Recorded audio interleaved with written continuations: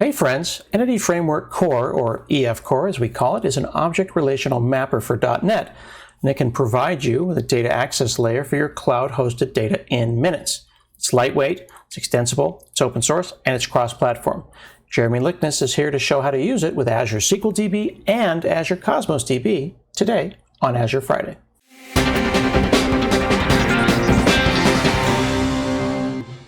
Hey friends, I'm Scott Hanselman and it's Azure Friday. I'm here with Jeremy Lickness, who's going to get me up to speed on EF Core for not just Azure Cosmos DB, but Azure SQL as well. How are you, sir? I'm doing great. We are living the dream, working remotely, doing our remote Azure Fridays. It's working out really nicely. And you've brought me some fun demos and some fun technology to check out today. I have. I've got some demos that I think are going to reveal just why people would want to use EF Core for data access. They're fast, they're short, but they're complete. It's end-to-end demos built from scratch. And fingers crossed, they're going to run, work, and excite. All right, let's do it. Let's see what you got. All right, the first scenario I'm going to start with is a Azure SQL database. I've already got that set up in the portal, and I even have it loaded with data. And that's one of the nice things. EF Core is a API for speaking with databases, and it works equally well if the database is designed first. So in this scenario, we've already got a database, or I'll show you with Cosmos DB, you can create the database from code, and we'll get to that in a minute. So what I have already set up in the portal is an Azure SQL database that is very simple. It has blogs and posts. We can run this and see that I have 2 blog entries that are set up. Inside, there's a blog entry for my personal blog, and then I've got the Microsoft blog. And then attached to those blogs are some posts. So this is meant to demonstrate a typical type of scenario you'd have with a relational database. So you have 2 files referencing each other. So what we want to do is take this cloud data and access it from an application. So I'm going to drop to my command line, and I'm going to start with a new console app. And I'm just going to call it AZ SQL for Azure SQL. And it went ahead and created that. We're going to go ahead and step into this directory.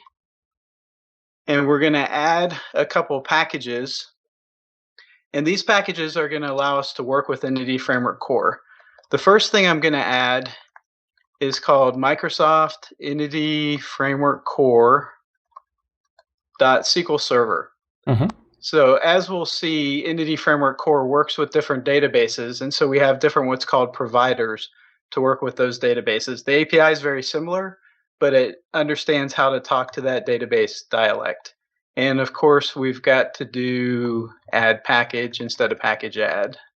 And then if I may add a little value, just for folks that may not be familiar, you're using the git bash prompt. If you've never seen a prompt like Jeremy's, but he's running .NET Core on Windows. Is that a fair statement, sir?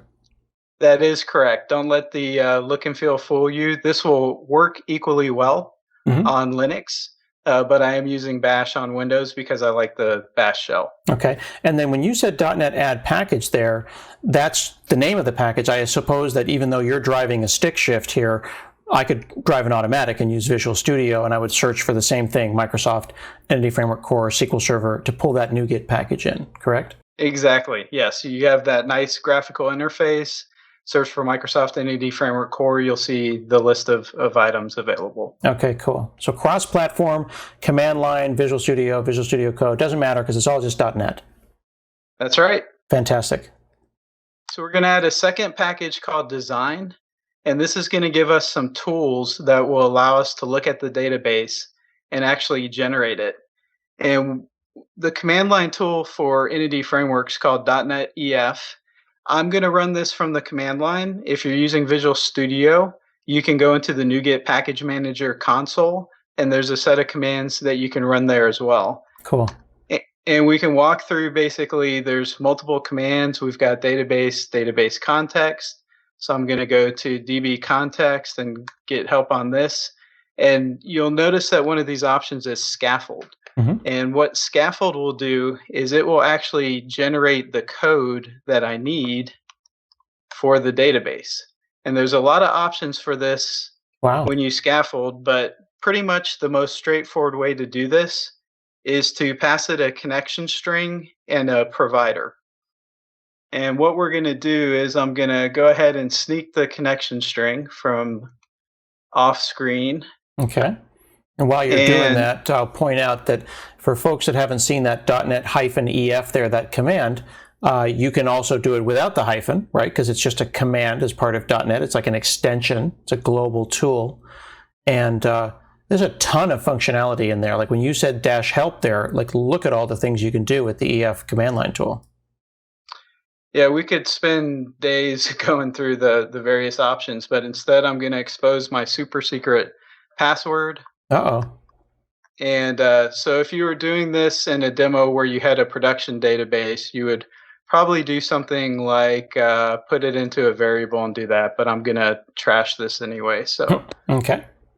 and then I'm just telling it which provider to use. So you might have a project that has multiple database types and it needs to be able to select it. So I'm telling it we're doing this for SQL Server. Cool. And then this is the fun with Bash. So what we're going to do is grab this and open up a regular. I think that Bash, one of those. your Bash doesn't like the bang there, right? The exclamation point. Yeah, but we'll just pop over to command. All right, there you go. And do the same thing. So what it's doing is it's building the project to pull out the references for the design that I just add. Mm-hmm. And then it says it succeeded, but what just happened? Let's go ahead. Remember, I just created this console project. I'm going to open this up in code, and I, again, could open this up in Visual Studio. All right. Trying to be lean and mean and cross-platform here. Alrighty. But what it's created for me is it's figured out a class called blogs.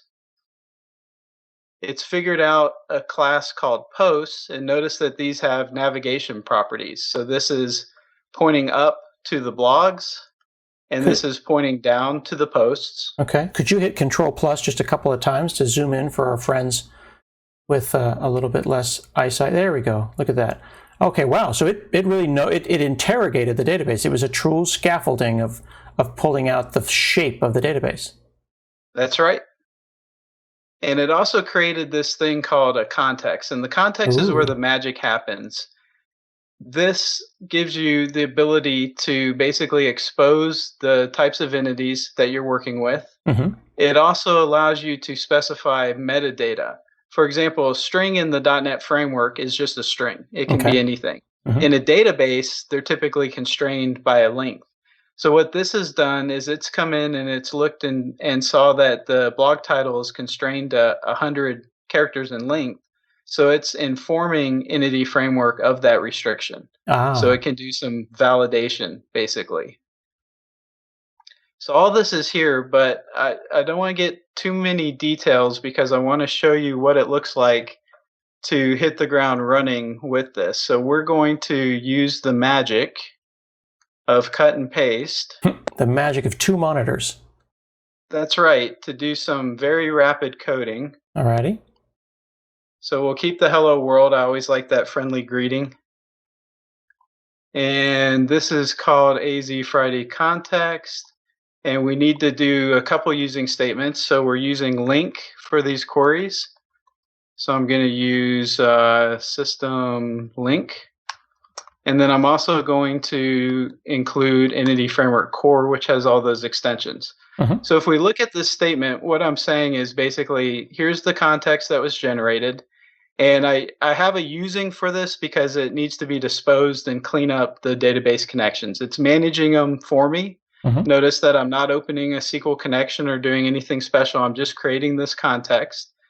I'm telling it I want blogs, but go ahead and include the posts. So there's a lot of flexibility around if you automatically load related entities or not. You can not by default, you can lazy load them, or you can explicitly load them like I'm doing here. And then I'm saying basically grab the blogs where any of the posts contains Azure in the title. I iterate it with a for each loop. I write the title, and then I go through the posts and I write the post title with a little bit of a tab indentation. Okay. And then before you execute that on line 13, you mentioned that you're doing a using statement. Is that's the using statement style where when CTX goes out of scope, it will then dispose of that database context and as such close the database connection? Is that correct? That is right. That's a new language feature that simplifies the way that you use a using. So Oh, that's nice. the braces are implicit for us. Oh, lovely. All right, let's go ahead and drop down and do a .NET run. And we get hello world. Isn't that lovely? Let's try this one more time. Where is your connection string stored? The connection string is actually hidden inside of here. You would normally keep it in an environment variable, but here it's actually passing it in these options. And they're actually warning you about that. That's cool. Right. Okay, so that looks like when you go back to your source code in program.cs, it was just a matter of the reference you had been putting it into results, something else, and now it's in a variable called results. That's right. Let's try that again. Let's spin this one more time. Yeah. I'm not quite sure. Let me... It's all good. People want to see demos that don't work on the first time because it shows them things to watch for if they make the mistake themselves. All right, let's try this. Let me take away the where statement. I was going to say, do you have any blog posts that have Azure in it? I was assuming I did, but...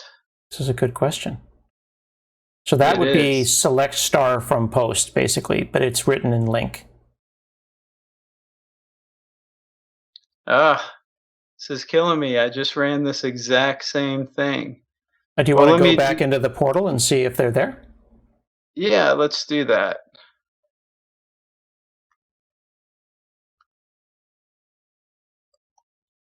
To the portal, let's run this again. Okay, so boom. I see post, blog, and title, and that was select everything from posts, and that's the Azure Friday server and the Azure Friday database. You got it. And then we've got this other query that's the top level blogs. All right. And we've got two of those. Are they related? Are you saying give me all posts, or are you saying give me posts for a certain blog? You're saying give me all blogs. Yep, and include all posts for all blogs. And then you're saying for each blog in our results there, we output the title and then the blogs I see. So you would expect to see a title and then the title of each blog post. That's what I would. Okay. So it would be interesting to see if we got past line 13. We didn't have any exceptions or anything, right? We just are assuming that results is empty. We are. Okay. And we feel good about that new using statement technique. We don't think it's getting closed before it gets run. We do. Yeah, we feel great about that because I actually have another project that I was running earlier that works like a charm. All right, well, let's save it and let's try one more time. And then what is the little blue squiggly there on the context? You know what? You may have just picked up on something. Yes, sir. I may not have saved this in the previous runs. See, you're a superstar. It's that trick. You got to save it. I've done that a million times myself. Isn't that the way? All right, well, let's fix this and add our where clause where where the blog has posts. Okay. And any of the posts have a title that contains Azure. And what I'll point out is in our successful run, where I remembered to save, an important step, everyone. Okay.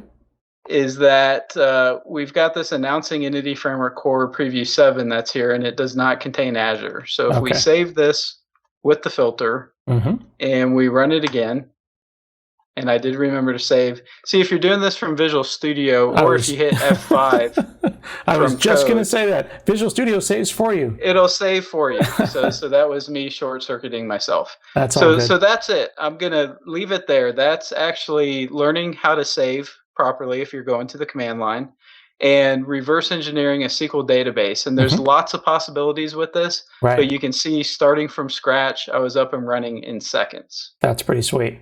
And then, like you mentioned before, you can take that that connection string that they went and very thoughtfully warned you about and move it into an environment variable or something like that, and you're, in production in minutes. Exactly right. Alrighty. All right, well, let's do the opposite now. And instead of starting with a database, I'm going to create a Cosmos DB database. And I'm going to use the same example, but for Cosmos DB. So I'm going to use .NET .NET new console app, and we're going to call this AZ Cosmos. We'll make changes. Let's do AZ Cosmos DB. How about that? There we go. There you go. AZ Cosmos DB. So you've done this before. I have.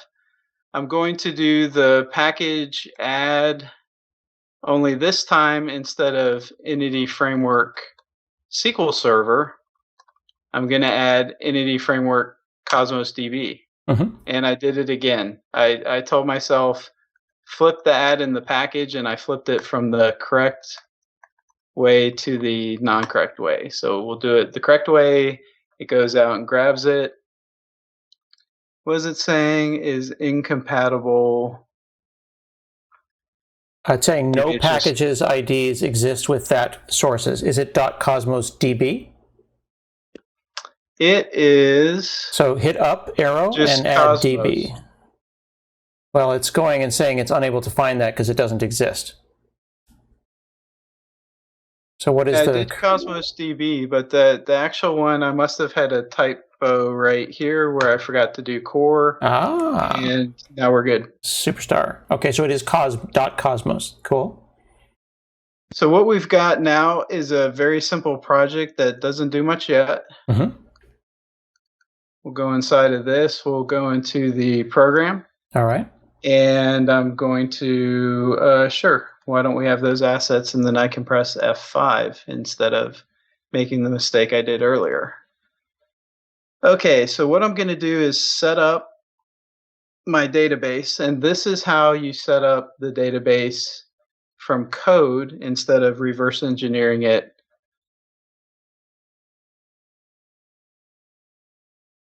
And does this, we should have our magical little suggestion to get our usings. There we go. I love that feature. Yeah, that's and then great. With DB context, you can hit the little thing there. You can hit Control Dot, and it'll find it for you. Look at that. That's nice. And once again, I'm sharing secrets. We'll put our little warning here. No, don't ever do this except on Azure Friday. Okay. And then we're basically exposing a set of blogs. Now, Cosmos DB works a little bit differently. There's no auto-incremented IDs because it's a document database, so it's designed to store documents. So what I'm going to do is actually create my own keys for this. I can't expect the database to create it. And I'm going to let posts just be a part of the blog. So if you look at my DB set here, the only thing it exposes is blogs. I'm not exposing posts, because they're entirely contained within each blog as a subset of documents. You can certainly have different entity types, but I'm trying to take a more database, NoSQL database-centric approach. So now let's make this actually do something interesting. I'm going to come back after the hello world, and using our context, and this time I'm using the braces. You can certainly remove them.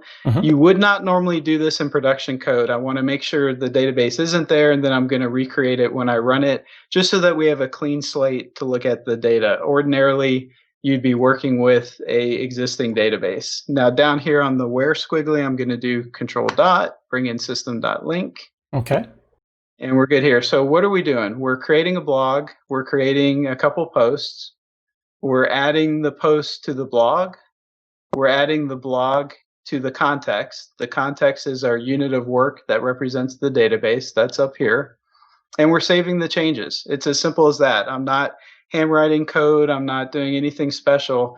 Entity Framework keeps track of all these classes that we're feeding to it. If I was loading one and I modified it, it would actually track those changes, and it generates the right dialect for Cosmos DB to make those updates.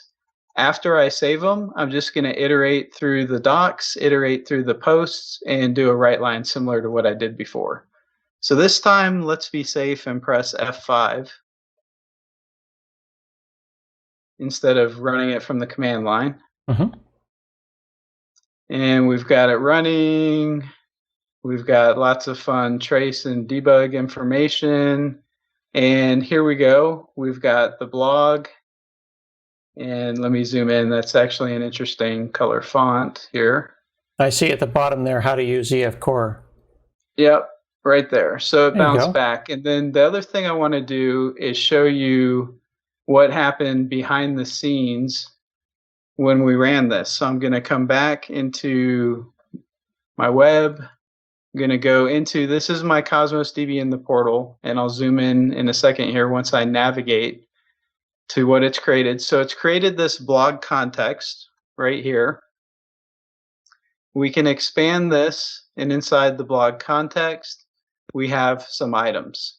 And if you'll notice, we have 3 items here. We have this blog item that has the blog information, and see how it has this discriminator right here. All right. Of blog. And if we look at the post, we've got this discriminator of post. So even though post is a part of blog, what Entity Framework does is it breaks out each of the different types of classes that you can store in that same database. It's just a document container, so the schemas can be different. And it uses that discriminator to map back to the type and then saves them as individual entities. Interesting. Okay. I didn't think I would understand what a discriminator was or why it was useful.